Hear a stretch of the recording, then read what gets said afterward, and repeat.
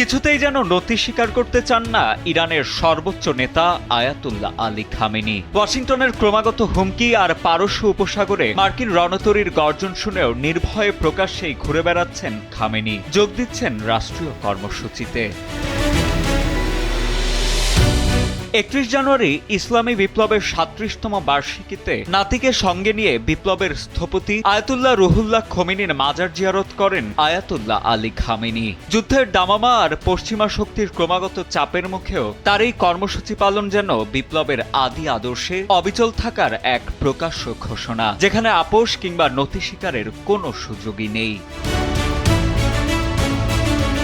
তবে তেহরানের এই অনমনীয় অবস্থানের বিপরীতে হুঁশিয়ারি দিয়ে সম্প্রতি মার্কিন প্রেসিডেন্ট ডোনাল্ড ট্রাম্প জানিয়েছেন, প্রয়োজনে সামরিক শক্তি প্রয়োগেও পিছুপা হবে না ওয়াশিংটন। তেহরানের দিকে ধেয়ে আসা শক্তিশালী মার্কিন রণতরীগুলোকে এখন এই উত্তেজনার মূল কেন্দ্রবিন্দু হিসেবে দেখা হচ্ছে।